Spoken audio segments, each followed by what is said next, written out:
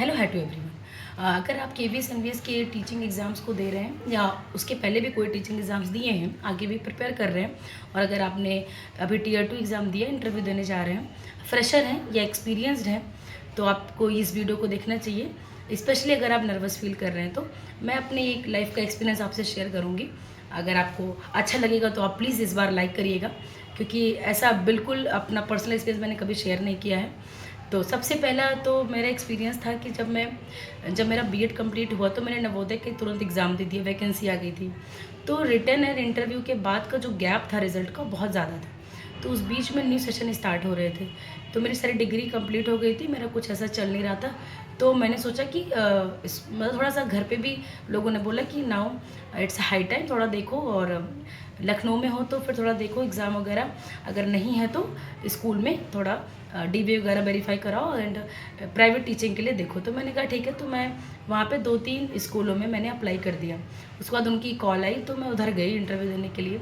तो सबसे पहले मैं शॉक्ड रह गई, मुझे सैलरी स्ट्रक्चर नहीं पता थे। तो उन्होंने मुझसे बोला कि हाउ मच यू एक्सपेक्ट। तो मैंने बोला कि 15,000। तो उन्होंने बोला कि you have how many years of experience you have.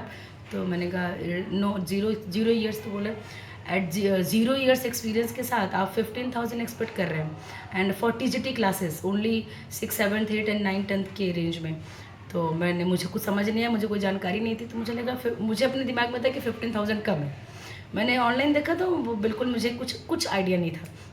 फिर उन्होंने बोला कि I can not give this much amount to fresher and your range should be 9 to 10,000। तो मैंने उस पर हाँ नहीं कुछ नहीं बोला, मैंने बस इंटरव्यू दिया और मैं डॉक्यूमेंट वेरिफिकेशन करा के मैं चली आई, जो उन्होंने मांगा था। उसके बाद मैं 2-3 स्कूलों में और अप्लाई किया, सारे स्कूलों में यही रेंज थी। एक स्कूल ने उसके बाद मैं मतलब कई 5-6 जगह मैंने ऐसे इंटरव्यू दिया। हर जगह पे सैलरी स्ट्रक्चर 9 से 10 या मैक्सिमम 15 तक, बस इससे ज़्यादा कहीं कुछ नहीं था। आपको मैं बताऊं, मेरा एक भी जगह से कॉल नहीं आया, मेरा कोई सिलेक्शन नहीं हुआ। उसके बाद मुझे इतना अपने ऊपर डाउट हुआ कि मतलब मैंने नवोदय का इंटरव्यू दिया है, जब मेरा प्राइवेट में सिलेक्शन नहीं हुआ इतनी कम सैलरी में। उसके बाद तो मुझे ज़ीरो एक्सपेक्टेशन थी कि मेरा नवोदय में हो जाएगा, क्योंकि मार्क्स मेरे एवरेज थे एंड रिटन में और इंटरव्यू का तो मतलब एक्सपीरियंस, तो मुझे कुछ जानकारी नहीं मिली कैसे इंटरव्यू हुआ मेरा, कैसे मार्क्स आएगा। और जब मैंने प्राइवेट में दिया तो ऐसे मार्क्स हैं।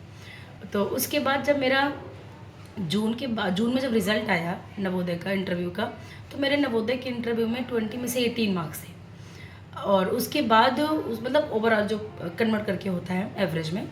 तो फिर उसके बाद मैंने रिकॉल किया अपने ये 2-3 महीने जो मैंने स्ट्रेस आउट बिताए मार्च अप्रैल में। उसके बाद मुझे इतना दुख हुआ अपने ऊपर कि मतलब मैं उसमें अपने आप को इतना इन्फीरियर फील कर रही थी कि लिटरली अगर मैंने पहले इंटरव्यूज़ दे दिए होते नवोदय से पहले प्राइवेट के, तो शायद मेरा नवोदय का इंटरव्यू गड़बड़ हो गया होता। क्योंकि मैं अपनी तरफ से कुछ ना कुछ अपने अंदर कमियां निकाल लेती कि ऐसा गलत हुआ होगा, इस बार ऐसा करेंगे, वैसा करेंगे। तो ओवरऑल मैं आपसे ये बताना चाहती हूँ कि अगर आपने अभी कई इंस्टीट्यूशंस में इंटरव्यू दिए होंगे या कहीं कोई जॉब दिया होगा, कुछ भी किया होगा, अगर आपका वहाँ नहीं हुआ है तो इसका मतलब ये बिल्कुल नहीं कि आप उससे बिलो डिज़र्व करते हो। मे बी आप उससे हायर डिज़र्व करते हो। मेरी फैमिली ने मुझे एक बात हमेशा बोली थी जब मैं प्राइवेट देने गई थी कि क्या पता तुम्हारा नवोदय में हो जाए। तो मैं उनसे बोलती थी कैसे हो जाएगा नवोदय में, मेरा प्राइवेट में इतने कम मार्क्स दिए मुझे, और मतलब मेरा बिल्कुल मुझे बुलाया तक नहीं, कम सैलरी पे भी नहीं बुलाया, और वहाँ तो सैलरी बहुत ज़्यादा है, बेसिक पे वगैरह इतनी ज़्यादा है, और इंटरव्यू में मेरे मार्क्स कैसे आएंगे। मतलब लिटरली मैं ये सोच रही थी कि अगर मैंने गलती से भी नवोदय के एग्ज़ाम से पहले इंटरव्यू दे दिया होता प्राइवेट्स में, तो it would crush my complete confidence. And इस वजह से मैं आपको ये बताना चाहती हूँ कि अगर आपका कहीं छोटी संस्थाओं में नहीं हुआ, किसी प्राइवेट ने आपको रिजेक्ट किया या किसी और एग्ज़ाम में रिजेक्ट हो गया, तो ये बिल्कुल मत समझिए कि आपके बड़े एग्ज़ाम्स में नहीं होगा। वहाँ हो सकता है आप वहाँ डिज़र्व करते हो। मेरा ग्रुप डी में भी नहीं हुआ था, मैंने ग्रुप सी का एग्ज़ाम दिया था, मेरा नहीं हुआ था उधर जो बेसिक था वो शायद 18,000 था, ऐसा कुछ था। तो मतलब आप बिल्कुल कभी भी छोटे एग्ज़ाम्स ये नहीं मत सोचिए ग्रुप सी में नहीं हुआ तो ग्रुप बी में नहीं होगा, नहीं। आपका जहाँ पे आप सूट करते हो या फिर जहाँ पे आपकी मेहनत सही दिशा में लग जाती है, आपका सिलेक्शन वहीं हो जाता है। तो अगर आपको अभी भी लगता हो कि, तो ओवरऑल मेरा आपसे यही कहना है कि आप बिल्कुल कॉन्फिडेंस लो मत करिएगा। कभी आपको किसी ने गलत रिस्पॉन्स किया हो, गलत कमेंट किया हो कि नहीं ऐसे तो नहीं होता है, आप तुम्हारा कैसे हो जाएगा टीचिंग में, तुम तो लगते ही नहीं हो या तुम लगती ही नहीं, ऐसा भी लोग बोलते हैं। तो ऐसे सारे निगेटिव चीज़ों से बहुत दूर रहिए। No one can define your destiny and confidence थोड़ा हायर रखिए। एंड मैं अपने आप को बहुत शुक्रगुजार, बहुत लकी मानती हूँ कि मैंने प्राइवेट इंस्टीट्यूशंस में पहले ही इंटरव्यू नहीं दिया था। अगर मैंने दिया होता तो डेफिनेटली मैं कुछ ना कुछ तो नर्वस होकर नवोदय में जाती। मुझे याद है अभी भी, वो मार्च और अप्रैल और मई का महीना मेरे लिए इतना डिस्टर्बिंग था कि मतलब मैं कभी कभी ये सोचती हूँ कि मतलब अगर मेरा नवोदय में भी ना हुआ होता तो मैं उसके बाद पता नहीं कौन से एग्ज़ाम में अपीयर करती। मतलब मैं आई कैन नॉट इवन थिंक कि आपका कॉन्फिडेंस इतना लो हो जाएगा। मतलब कभी कभी कुछ इंस्टीट्यूशंस नहीं समझते कि क्या बोल रहे हैं वो। मतलब मैंने इससे बुरा कभी एक्सपीरियंस अपनी लाइफ में नहीं किया था एंड तब से मेरा बिल्कुल ही दिल उठ गया। मतलब अभी भी कोई बोलता है कि वो प्राइवेट टीचिंग में, मतलब कोई भी बोलता है कि मतलब मैं जाऊँ तो अगर उसकी एज थोड़ी कम है 25-26 साल तक है तो मैं बोलती हूँ मत जाओ भाई, पढ़ लिख लो और थोड़ा कुछ और देख लो, क्योंकि भाई बहुत मतलब ऐसा बोलते हैं, देखते हैं ऐसा है कि बुरा लग जाता है। तो ये थोड़ा सा मेरा एक्सपीरियंस था लाइफ का, लेकिन कोई बात नहीं, जो हुआ सो हुआ।